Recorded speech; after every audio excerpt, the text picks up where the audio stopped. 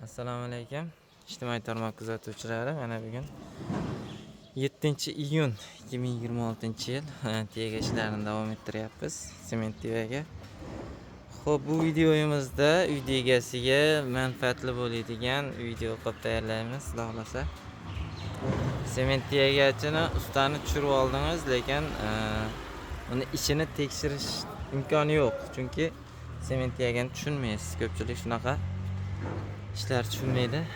O'sha uy egalariga ozgina bir manfaatli bo'ladigan video tayyorlaymiz hozir. Xo'p, ustani ishini tekshirishda bir necha usullari. Birinchisi, usta hozir bu pardoz berilmagan holati, pardoz berilgandan keyin yana bo'ladi. Buni ustiga mana qirlarida e'tibor bersangiz, mana qirlarida yara chaqasi juda ham ko'p bo'ladi, katta bo'ladi. Uni malyarlar ham yopishga qiynaladigan ahvolda bo'ladi, mana ko'rishingiz mumkin. Yara chaqalar deyarli yo'q. Lekin pardoz berilgani yo'q hali. Pardozni yana bir ko'rib chiqiladi peredakda.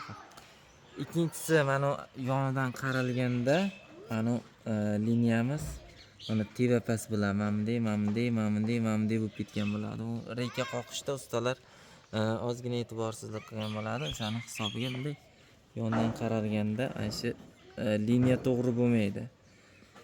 Xo'p, yana bir uchinchisi, shu liniyaga qaraganda mana tevaga chiqib tushishi, mana shu chiqib tushishi juda ham xunuk ko'rsatadi ustaning ishini. Chiqib tushishi ham to'g'ri bo'lishi kerak. Gorizontal ham, vertikal ham deyarli bir xil bo'lishi kerak. Shuna qaraganda o'zi aytadi degani o'zi. Yana bir ikkita usullar bor. Endi tegachi ustalar ko'p so'kib qarg'a bormasligi uchun asosiy usullari shu. Birinchisi, yara chaqasi deyarli yo'q bo'lishi kerak. Ikkinchisi, liniyasi to'g'ri bo'lishi kerak. Uchinchisi, uni ham liniya, faqat bu taraflama liniyasi to'g'ri bo'lishi kerak. Devorga mana ko'rishingiz mumkin. Bu tarafimiz ham liniyada, mana har bittasini ko'rsangiz, bu tarafimiz ham liniyada mana. Chunki qumshuvoqda o'zimiz qilganimiz uchun o'zimiz atveska chiroyli qilib urganmiz. Yana qanday bir ma'lumotlar kerak bo'lsa, mana shu nomerlarimizga qoldiramiz. Bemalol telefon qilib aloqaga chiqarishingiz mumkin.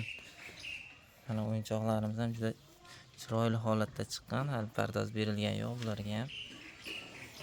Belachalarimizni ham bir ko'rib qo'yishlar mumkin. Xolasa mana ishlarimizni yakunlab qoldik.